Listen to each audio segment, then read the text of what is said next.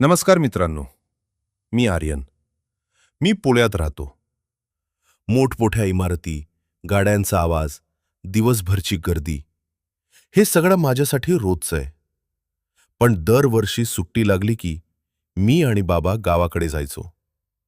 आमचं गाव खूप दूर आहे. डोंगर, जंगल आणि लांब लांब रस्ते पार करून तिथे पोचावं लागतं. आणि खरं सांगायचं तर मला गाव खूप आवडतं. कारण तिथे असतात मोठी मोकळी मैदानं, आंबा, फणस आणि नारळाची झाडं. रात्री शांत आकाशात चमकणारे तारे. पण आज मी तुम्हाला सांगणार आहे अशी गोष्ट जी माझ्यासोबत त्या गावाकडे जाताना घडली होती. त्या दिवशी रात्री आम्ही बसनं निघालो. बस स्टँडवर खूप गर्दी होती. लोक आपापल्या बॅगा घेऊन उभे होते. कोणी फोनवर बोलत होते, तर कोणी चहाचा कप हातात घेऊन बसची वाट पाहत होते. आमची बस आली. मोठी लाल रंगाची बस. मी आणि बाबा आत जाऊन आमच्या सीटवर बसलो. बस हळूहळू सुरू झाली आणि शहराच्या रस्त्यांवरून पुढे निघाली. सुरुवातीला सगळीकडे दिवे होते. दुकानं उघडी होती. गाड्यांचा आवाज, हॉर्न, सगळं नेहमीसारखंच. पण थोड्या वेळानं बस शहरातून बाहेर पडली. हळूहळू रस्त्याच्या कडेचे दिवे कमी होत गेले. इमारतींची जागा झाडांनी घेतली आणि रस्ता अंधारात हरवू लागला. बसच्या आत सगळे प्रवासी शांत झाले होते. कोणी खिडकीला डोकं टेकून झोपलं होतं, कोणी मोबाईल हातात धरूनच झोपलं होतं. बाबासुद्धा काही वेळात झोपले. पण मला झोप येत नव्हती. मी शांतपणे खिडकीतून बाहेर बघत बसलो होतो. रात्री सुमारे 1 वाजले असतील. बस आता एका लांब जंगलाच्या रस्त्यावरून जात होती. दोन्ही बाजूला उंच झाडं. काळोख इतका की रस्त्याच्या पलीकडे काहीच दिसत नव्हतं. फक्त बसचे हेडलाईट्स पुढचा रस्ता उजळवत होते. आणि अचानक माझं लक्ष रस्त्याच्या कडेला गेलं. मला तिथे एक लहान मुलगा उभा दिसला. तो माझ्याच वयाचा असेल, कदाचित 10 ते 11 वर्षांचा. त्यानं पांढरा शर्ट घातला होता आणि तो पूर्ण शांतपणे बसकडे बघत उभा होता. ना तो हलत होता, ना हात हलवत होता. फक्त आमच्या बसकडे बघत होता. माझ्या अंगावर थोडा काटा आला. कारण रात्रीच्या त्या काळोखात, त्या जंगलाच्या रस्त्यावर एखादा मुलगा एकटाच उभा असणं थोडं विचित्र वाटत होतं. मी लगेच बाबांना हलवलं. बाबा, बाबा उठ ना. बाबा झोपेतच म्हणाले, काय झालं आर्यन? मी खिडकीकडे बोट दाखवलं. बाबा, तिकडे बघा, एक मुलगा उभा आहे. बाबा उठले आणि खिडकीतून बाहेर बघायला लागले. पण बस थोडी पुढे गेली होती आणि तिथे कोणीच नव्हतं. फक्त अंधार, झाडं आणि रिकामा रस्ता. बाबा हसले. कदाचित तुला भास झाला असेल. झोप आता. मी काही बोललो नाही. पण मला खात्री होती, मी जे पाहिलं होतं ते खोटं नव्हतं. कारण त्या मुलाचे डोळे अजूनही माझ्या डोळ्यासमोर होते. आणि मला असं वाटत होतं, जणू तो अजूनही कुठेतरी उभा आहे आणि आमच्या बसकडे पाहत आहे. थोड्या वेळानं अचानक बस जोरात हलली आणि मग हळूहळू रस्त्याच्या कडेला थांबली. बस थांबताच सगळ्यांची थोडी झोप मोडली. कोणी डोळे चोळत होते, कोणी खिडकीतून बाहेर काय झालं ते पाहत होते. ड्रायव्हरनं इंजिन बंद केलं आणि तो खाली उतरला. कंडक्टरही त्याच्या मागे खाली गेला. थोड्या वेळानं कंडक्टर बसमध्ये परत आला आणि म्हणाला, काही नाही, इंजिन जरा गरम झालंय. 10-15 मिनिटं थांबावं लागेल. सगळे प्रवासी पुन्हा शांत बसले. पण बाहेर पूर्ण अंधार होता. बसच्या हेडलाईट्स बंद झाल्यावर तर सगळं जंगल आणखीच काळोखात बुडाल्यासारखं वाटत होतं. दोन्ही बाजूला उंच झाडं होती. त्यांच्या पानांमधून वाऱ्याचा एक विचित्र आवाज येत होता. मला झोप येत नव्हती. म्हणून मी पुन्हा हळूच खिडकीतून बाहेर पाहिलं. सुरुवातीला काहीच दिसलं नाही. फक्त अंधार आणि हलणारी झाडं. पण अचानक माझं हृदय जोरात धडधडायला लागलं. कारण तोच मुलगा पुन्हा दिसला. यावेळी तो रस्त्याच्या कडेला नव्हता. तो बसच्या अगदी जवळ उभा होता. इतका जवळ की बसच्या खिडकीतून त्याचा चेहरा स्पष्ट दिसत होता. त्यानं तोच पांढरा शर्ट घातला होता. त्याचे केस थोडे अस्ताव्यस्त होते आणि तो पूर्ण शांतपणे सरळ माझ्याकडेच बघत उभा होता. मला काही कळेना. तो मुलगा इतक्या पटकन इथे कसा आला? बस तर बऱ्याच पुढे आली होती. माझे हात थरथरायला लागले. मी पुन्हा बाबांना हलवलं. बाबा, बाबा, तो मुलगा, तो इथेच उभा आहे. पण बाबा अजूनही अर्धवट झोपेत होते. आणि ते उठून खिडकीतून बाहेर पाहणार तेवढ्यात तो मुलगा हळूहळू एक पाऊल पुढे आला. आणि मला असं वाटलं जणू तो आता बसच्या आत येणार होता. तो मुलगा माझ्याकडे एकटक बघत होता. त्याचे डोळे अगदी स्थिर होते. जणू तो फक्त माझ्याकडेच पाहत होता.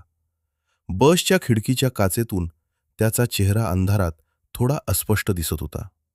पण अचानक त्याच्या चेहऱ्यावर एक विचित्र हसू दिसू लागलं. ते साधं हसू नव्हतं. त्याच्या ओठांवर हसू वाढत होतं. पण त्याचे डोळे मात्र अजूनही पूर्ण शांत होते. मी पटकन बाबांचा हात पकडला. बाबा, बाबा, उठ ना. बाबा दचकून उठले. काय झालं आर्यन? मी घाबरलेल्या आवाजात म्हणालो. बाबा, बाहेर एक मुलगा उभा आहे. तो माझ्याकडे बघतोय. बाबा थोडे वैतागले. त्यांनी खिडकीकडे वाकून बाहेर पाहिलं. काही सेकंद ते शांतपणे बाहेर बघत राहिले. मग ते म्हणाले, कुठे आहे मुलगा? इथे तर कोणीच नाही. मी बाहेर पाहिलं. कुणीच नव्हतं. बाबा हसत म्हणाले, तुला कदाचित स्वप्न पडलं असेल. ते पुन्हा त्यांच्या सीटवर टेकले आणि काही क्षणातच पुन्हा झोपले. पण मी मात्र खिडकीकडेच पाहत बसलो. कारण माझ्या मनात एकच विचार येत होता. तो मुलगा इतक्या पटकन गायब कसा झाला? आणि सगळ्यात भीतीदायक गोष्ट म्हणजे मला अजूनही असं वाटत होतं जणू कुणीतरी बसच्या आसपासच उभा आहे आणि आमच्याकडे बघत आहे. थोड्या वेळानं ड्रायव्हर पुन्हा बसमध्ये आला. त्यानं इंजिन सुरू केलं.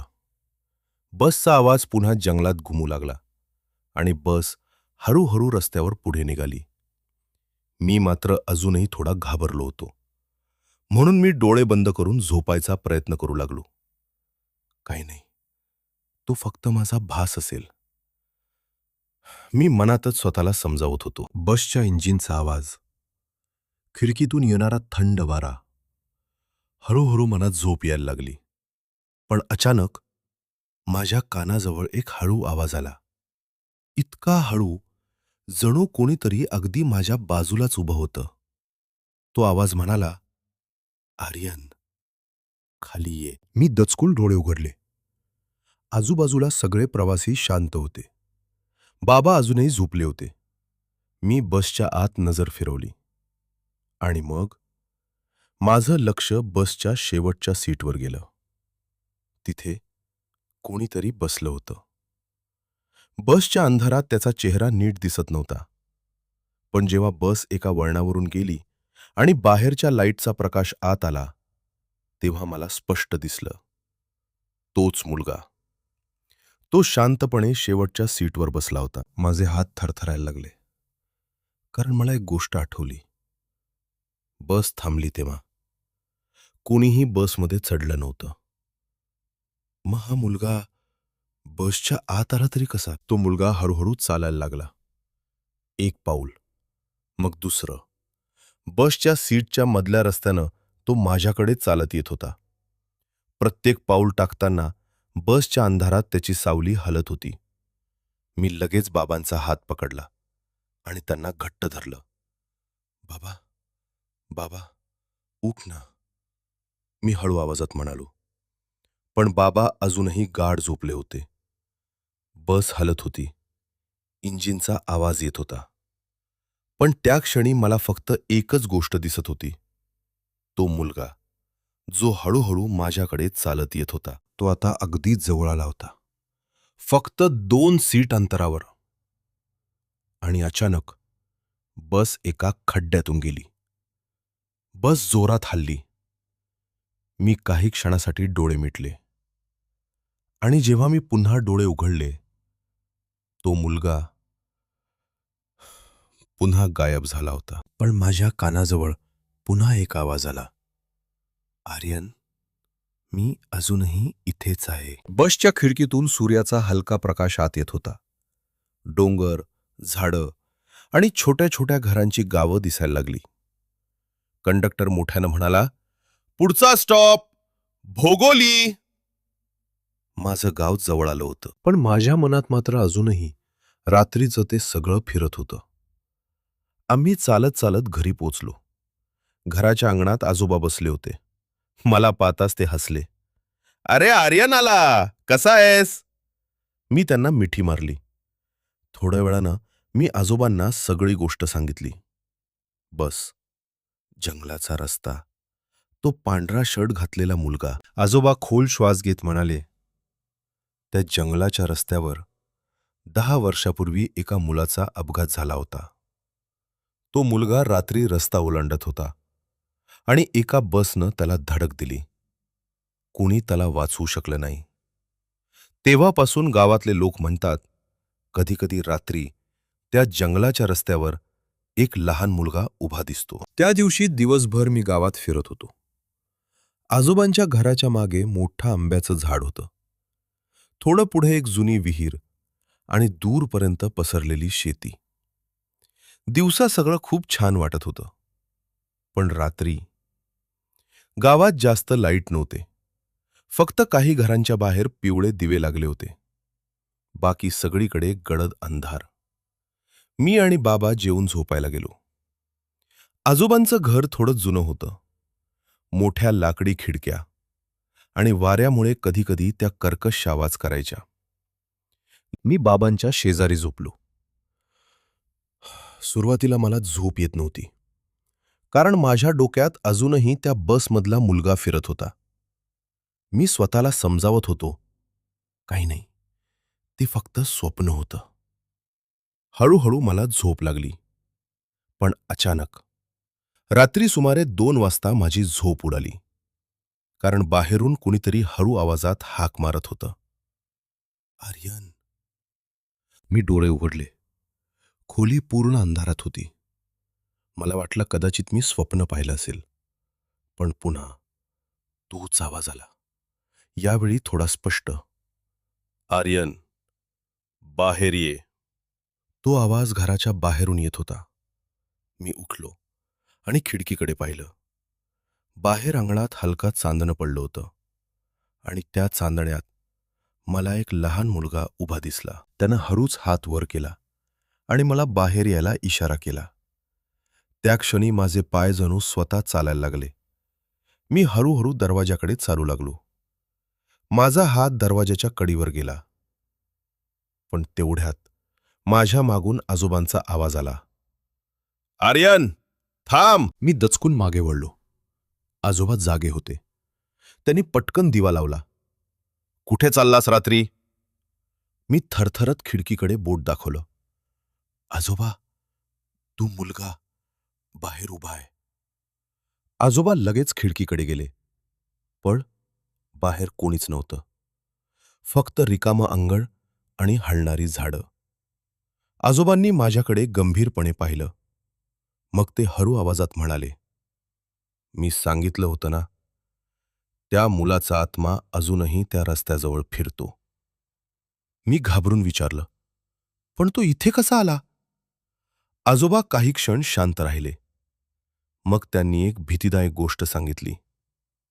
कारण आर्यन, ज्या बसनं त्या मुलाला धडक दिली होती, ती बस याच गावाची होती. म्हणजे तो मुलगा आपल्या गावातलाच होता?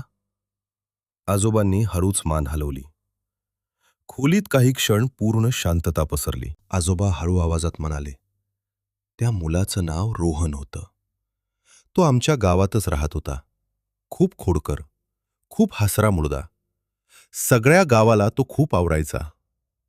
पण एक रात्री तो गावाबाहेरच्या रस्त्यावर गेला. आणि तेव्हाच त्या रस्त्यावरून एक बस वेगात येत होती. ड्रायव्हरला अंधारात तो दिसलाच नाही. आणि त्या बसनं त्याला जोरात धडक दिली. आजोबा बोलताना थोडा वेळ थांबले. त्यांच्या डोळ्यात दुःख दिसत होतं. आजोबा पुढे म्हणाले, "लोक म्हणतात, त्या रात्रीनंतर तो मुलगा कधी-कधी त्या रस्त्यावर दिसतो." मी घाबरून विचारलं, "पण तो माझ्याशी का बोलत होता?" आजोबा काही वेळ विचार करत राहिले. मग ते म्हणाले, "कदाचित तो अजूनही कोणाची तरी वाट पाहत असेल." "म्हणजे तो मला त्याच्यासोबत घेऊन जायला बोलवत होता?" त्या रात्री मला पुन्हा झोपच आली नाही. मी खिडकीकडे पाहत बसलो होतो. बाहेर अंधार होता. आणि अचानक मला अंगणात पुन्हा हलचल दिसली. आंब्याच्या झाडाखाली कुणीतरी उभं होतं. तोच लहान मुलगा. तो शांतपणे झाडाखाली उभा राहून माझ्याकडे बघत होता. पण यावेळी त्याचा चेहरा वेगळा दिसत होता. त्याच्या पांढऱ्या शर्टवर चिखल आणि काळे डाग होते. तो हळूहळू माझ्याकडे पाहत हसला. आणि मग त्यानं पुन्हा हात वर केला. जणू तो म्हणत होता, "चल माझ्यासोबत." तेवढ्यात घराच्या मागच्या बाजूनं अचानक कुणीतरी धावत गेल्यासारखा आवाज आला. आजोबा लगेच खिडकीकडे गेले. पण ते बाहेर पाहेपर्यंत अंगण पुन्हा रिकामं झालं होतं. आजोबा हळू आवाजात म्हणाले, "आर्यन, आजपासून रात्री कधीही एकटा बाहेर पडू नकोस." मी घाबरून मान हलवली. त्या रात्रीनंतर मी काही दिवस खूप घाबरलेलो होतो. दिवसा सगळं ठीक वाटायचं. मी गावात मित्रांसोबत खेळायचो, शेतीत फिरायचो आणि आंब्याच्या झाडावर चढायचो. पण जसं रात्र व्हायची, माझ्या मनात पुन्हा त्या मुलाची आठवण यायची. तो पांढरा शर्ट, ते पांढरे डोळे आणि त्याचं ते विचित्र हसू. कधीकधी मला असं वाटायचं, जणू कोणीतरी माझ्याकडे बघत आहे. एका संध्याकाळी मी आणि बाबा गावात फेरफटका मारायला बाहेर पडलो. आम्ही चालत चालत गावाच्या शेवटच्या टोकाला आलो. तिथून पुढे एक जुना कच्चा रस्ता जात होता. मी लगेच ओळखलं. तोच रस्ता जिथून आम्ही बसनं आलो होतो. मी बाबांचा हात घट्ट पकडला. "बाबा, आपण इथून परत जाऊया." बाबा हसले. "काय झालं? घाबरलास का?" मी काही बोललो नाही. तेवढ्यात माझ्या नजरेला रस्त्याच्या कडेला काहीतरी दिसलं. एक जुना लोखंडी बोर्ड. त्यावर थोडं गंज चढलं होतं. मी जवळ जाऊन पाहिलं. त्या बोर्डवर लिहिलं होतं, "सावधान, अपघात प्रवण क्षेत्र." त्या रात्री मी आजोबांना पुन्हा विचारलं, "आजोबा, त्या मुलाचं घर कुठे आहे?" आजोबा काही क्षण शांत राहिले. मग ते म्हणाले, "त्याचं घर आता नाही." "का?" मी विचारलं. आजोबा हळू आवाजात म्हणाले, "त्या अपघातानंतर त्याचे आईवडील हे गाव सोडून गेले." मी काही क्षण शांत बसलो. पण माझ्या मनात एकच प्रश्न फिरत होता. तो मुलगा अजूनही इथे का फिरतोय? मी हळूच खिडकीकडे पाहिलं. आणि माझा श्वासच थांबला. खिडकीच्या बाहेर तो मुलगा उभा होता. यावेळी तो अगदी जवळ होता. इतका जवळ की त्याचा चेहरा स्पष्ट दिसत होता. तो शांतपणे माझ्याकडे पाहत होता. आणि मग त्यानं हळू आवाजात म्हटलं, "आर्यन, चल, मी तुला काहीतरी दाखवतो." माझे पाय पुन्हा जणू स्वतःच हालायला लागले. मी उठलो आणि दरवाजाकडे चालायला लागलो. मी घराच्या बाहेर पडलो. रात्री थंड वारा वाहत होता. तो मुलगा माझ्या पुढे चालत होता. तो एकही शब्द बोलत नव्हता. मी त्याच्या मागे चालत होतो. काही मिनिटांनी आम्ही गावाच्या बाहेर आलो. आणि मग तो थांबला. तो ज्या जागी उभा होता, ती जागा मला ओळखीची वाटली. कारण तोच जंगलाचा रस्ता होता. तो मुलगा हळूहळू वळला आणि माझ्याकडे पाहून म्हणाला, इथेच माझा अपघात झाला होता." तेवढ्यात दुरून बसचा आवाज ऐकू आला. एक बस वेगात त्या रस्त्यावरून येत होती. त्या मुलानं माझ्याकडे पाहिलं. आणि म्हणाला, त्या रात्री माझ्यासोबत जे झालं तेच आज पुन्हा होणार आहे. तो मला रस्त्याच्या मधोमध उभं राहायला सांगत होता. तेवढ्यात कोणीतरी माझ्या खांद्याला जोरात धरलं. मी दचकून मागे पाहिलं. आजोबा होते. ते जोरात ओरडले, आर्यन, इकडे ये! मी घाबरून त्यांच्या दिशेने धावलो. तेवढ्यात बस जोरात हॉर्न वाजवत आमच्या पुढून गेली. मी मागे वळून पाहिलं, पण तो मुलगा तिथे नव्हता. रस्ता पुन्हा रिकामा झाला होता. आजोबांनी मला घट्ट मिठी मारली. ते हळू आवाजात म्हणाले, मी वेळेत आलो, नाहीतर आज तुझ्यासोबतही तेच झालं असतं. मी घाबरून विचारलं, आजोबा, तो मुलगा मला का बोलवत होता? आजोबा शांतपणे म्हणाले, कारण आर्यन तो एकटा आहे आणि त्याला वाटतं कोणीतरी त्याच्यासोबत कायमचं राहावं. त्या दिवसानंतर मी पुन्हा कधीच त्या रस्त्यावर गेलो नाही. पण आजही जेव्हा मी रात्री एखाद्या बसमध्ये बसतो आणि खिडकीतून बाहेर पाहतो, मला कधीकधी असं वाटतं रस्त्याच्या कडेला एक मुलगा उभा आहे, पांढरा शर्ट घालून आणि शांतपणे माझ्याकडे बघत आहे.